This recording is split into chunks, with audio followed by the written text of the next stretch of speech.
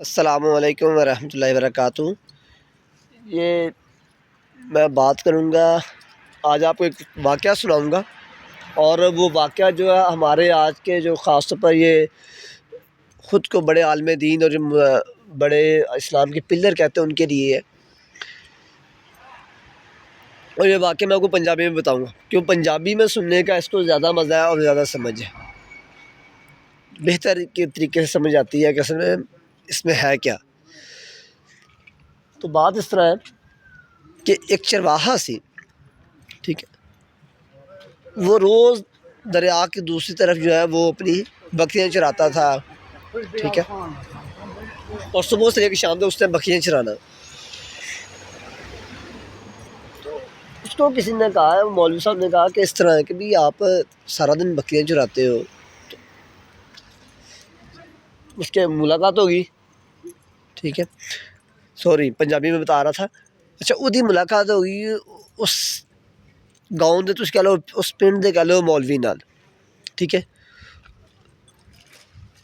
या इस तरह कह लो कि मौलवी साहब ने उन्हें पैगाम भेजा किसी थ्रू कि जी तुसीं सारा दिन बकरियां चरांदे जी, तुसीं मस्जिद च नहीं आंदे है, ठीक है, तो मस्जिद भी आया करो। उन्हें एक पैगाम भेजा मौलवी साहब ने कि मौलवी साहब मैं तुहानूं मिलना चाहना, ठीक है, तो मिल के अपना मसला बयान करना चाहता वहाँ कि वजह की है क्यों नहीं मैं मस्जिद आ सकता। मौलवी साहब ने कहा चलो जी तुहानूं मिल लैने। उन्होंने दोनों की मुलाकात जी ना वो किसी भी तरह एक मुलाकात उन्होंने हो गई। तो मुलाकात होने नतीजे च उन्हें मौलवी साहब दस्सिया, मौलवी साहब ने कहा हाँ जी तुसीं सारा दिन बकरियां चरांदे जे ते तुसीं मस्जिद च नमाज भी कोई नहीं आंदे है, तो कभी भी नहीं आए। उन्होंने कहा मौलवी साहब गल इस तरह कि मैं सीधा जहा बंदा, मैं मानदा कि मैं सारा दिन बकरियां चराना, ठीक है, मेरे तो मस्जिद के जेह्ड़े दरम्यान च ना वो अग्गों दरिया बहन डया, ठीक है, मैं परले पासे नवा मस्जिद दरिया के इस साइड ते, तो इसलिए मैं दसो दरिया कि'यां अबूर करके आवां, ना कोई कश्ती चलदी ना कोई होर मसला है, ठीक है, तो मेरे वास्ते आना जेह्ड़ा बड़ा मुश्किल है कि मैं दरिया दसो कि'यां पार करां। वो मौलवी साहब ने कहा जी ये केह्ड़ा औखा कम्म है, मैं तुहानूं हल दसदा, तुसीं कम्म करो ते तुसीं दरिया पार कर लो। उन्हें कहा दसो मौलवी साहब जे तुहाडा कोई हल है ते। वो मौलवी साहब नूं कहन लगे कि तू इंज करना है कि जदों तू देखिया नमाज का टाइम होया तो तू बकरियां उत्थे रहन देनियां ने ते दरूद शरीफ पढ़ के ना दरिया छाल मार देनी है, ठीक। अच्छा, उन्होंने मौलवी की गल तो यकीन सी कि जो मौलवी साहब जो कह रहे हैं ठीक कह रहे हैं, ठीक है, मैं दरूद शरीफ पढ़ के छाल मारांगा तो नहीं डुबांगा, ठीक है। दूजा ने कहा जी ये दरूद शरीफ है कि अल्लाह ते तवक्कल कीते कि तवक्कल ला कि मैं दरूद पढ़ना है आ हजूर सल्लल्लाहु अलैहि वसल्लम ते दरूद भेजना है, उसकी याद ते दरूद भेजना है, तो क्यों मौलवी साहब ने आख्या तो ठीक आख्या होगा। उन्हें जी अगले दिन जी किया, उन्हें जो नमाज टाइम होना है वो चरवाहा साहब ने जनाब दरूद शरीफ पढ़नी, दरिया छाल मारनी, तो दरिया पार करके हाथ हुथ मारते जिन्नी तैराकी आती सी उन्हें दरिया दूजे पासे आना, नमाज पढ़ के वापस चल जाना। उन्हें रोज़ इंज ही आना, ठीक है, क्योंकि उन्होंने तवक्कल से अल्लाह ते कि जे दरूद मैनू मौलवी साहब ने आख्या है मैं दरूद पढ़ना है तो जरूर मैं तारू ही बनना, मैं डुबना नहीं है। एक दिन ना जी मौलवी साहब नूं कम्म पै गया, मौलवी साहब नूं कम्म ही पै गया कि मौलवी साहब नूं ना दरिया दूजे पासे कोई कम्म पै गया, उधर जाना पै गया। हुण चरवाहा नमाज पढ़न आया, मौलवी साहब ने वेख्या चरवाहा रोज़ नमाज पढ़न आंदा है। मौलवी साहब ने कहा जी इस तरह कि मैनू ना दूसरी साइड ते जाना है तो मैनू इस तरह कम्म है, फलां बंदे नूं मैं मिलना है, फलां कम्म है। तो उन्हें कहा मौलवी साहब जरूर आओ चलदे हैं, मैं भी उधर भी जाना, तुसीं भी आइयो। मौलवी साहब ने उन्होंने आख्या कि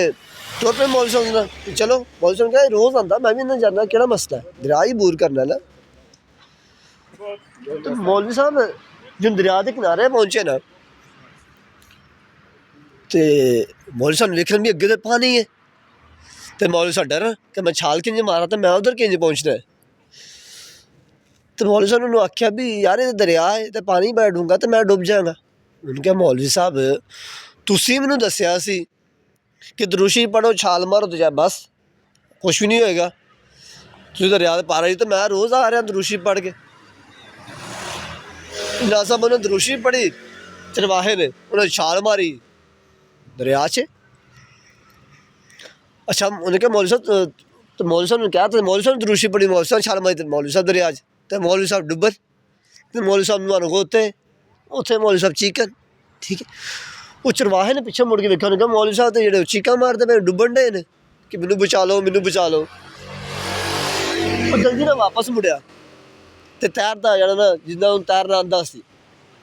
ओह् मौलवी साहब कोल पहुंचे मौलवी साहब ने चुक्केआ ते बाहर कड्ढ लिया किनारे ते हुण अग्गों गल्ल सुनने वाली उन्हें मौलवी साहब नूं आख्या मौलवी साहब तुसीं मैनू कहंदे हो दरूशी पढ़ छाल मार ते नहीं डुब्बेगा ठीक है तो मैं तुहाडी गल मन्नी ते मैं रोज़ मस्जिद च आ रहा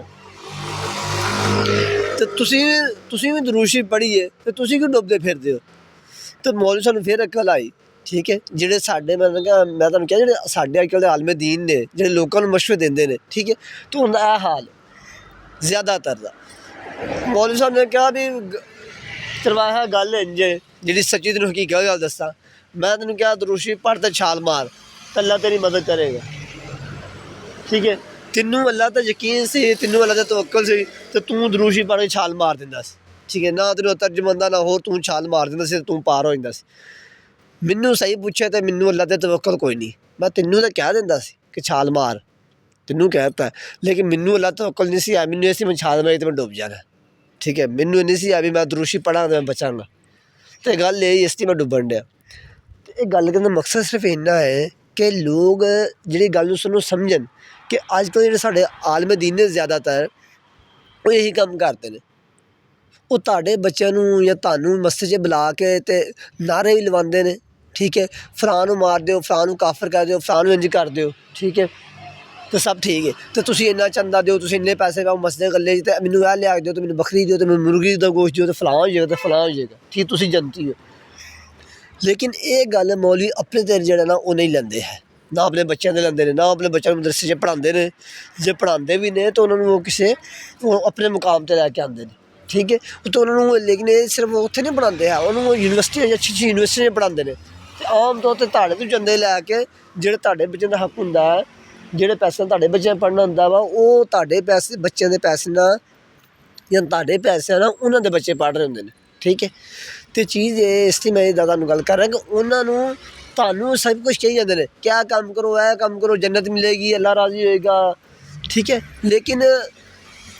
उन्होंने खुद तवक्कल कोई नहीं है खुद कम नहीं करते ना दूजिਆਂ ਨੂੰ वाक्य सुनाते हैं कि अबू बकर सदीक रज़ियल्लाहु अन्हु ने अपना सारा समान दिता अल्लाह दी राह च उस उमर रज़ियल्लाहु अन्हु ने अपना अद्धा समान दिता घर दा अल्लाह दी राह च वो तुहानूं तो वाक्य सुनाते हैं कि तुसीं समान सानूं लिया दिओ लेकिन उन्होंने कभी पुछो कभी अपने घरों समान दिता जी कभी भी नहीं दिता।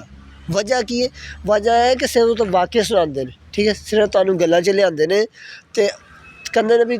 तुसीं अमल करो असीं अमल करो क्योंकि उन्होंने खुद तवक्कल नहीं है तो तवक्कल ना होने दी वजह तो ये सारा काम करते हैं। तो वाक्य सुनाने का सारा मकसद ये सी कि आवाम नूं समझ आवे कि सानूं लोग किस तरह बेवकूफ़ बनाते हैं बनाने की कोशिश करते हैं तो असीं इन्हां गल्लां च नहीं आना असीं खुद कुरान मजीद दा सुन्नत दा हदीस दा मुताला करना असीं ना कोई वाक़या सुनिए भी कोई हदीस सुनिए भी कोई कुरानी आयत सुनिए भी ये तर्जमा मेरे को सुन्नत दा हवाला दिओ ना कि सुन के उन्होंने मन्नो तस्लीम कर लो ठीक है उन्होंने मन्नो तस्लीम करने बजाय उन्होंने कहो जी मन्नो दा हवाला दो ठीक है कि तुम चीज़ कित्थों लई है जो तुहानूं हवाला दें तो फिर उन्होंने उत्थों पढ़ो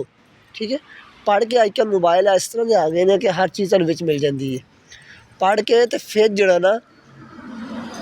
वो वेखो कि क्या वाकई मौलवी साहब ने गल ठीक आखी गलत आखी जो जे मौलवी साहब ने गल गलत आखी होगी तो तुम आके मौलवी साहब को कहोगे तो मौलवी साहब वेखो भी तुहाडे सामने लत्तां कंब रहियां होणगियां ठीक है वो तुहाडे सामने फिर पैरों के पानी नहीं पैन देंगे लेकिन तुहाडे कोल हवाला तुहाडे कोल किताब तुहाडे कोल मोबाइल दे विच मौजूद होएगा क्या वेखो मौलवी साहब ए लिखिया इधर तुसीं सानूं मतलब भी गलत दस्सिया तो मौलवी साहब इस तरह ना सीधे राह ते आ जाणगे या कम अज़ कम तुहाडे तो बुलाना शुरू कर देंगे भी ये बंदे नूं ना ये बंदा जेह्ड़ा खुद रिसर्च करदा है तो इसलिए बराए मेहरबानी किसी दी भी गल ते अक्खां बंद करके यकीन करने की बजाय जोड़ा वो खुद देखो परखो तो फिर उत्ते यकीन करो। जज़ाकल्लाह अगर वीडियो पसंद आई हो तो लाइक शेयर तो सबसक्राइब कर देना। जज़ाकल्लाह। अस्सलामु अलैकुम व रहमतुल्लाहि व बरकातुहू।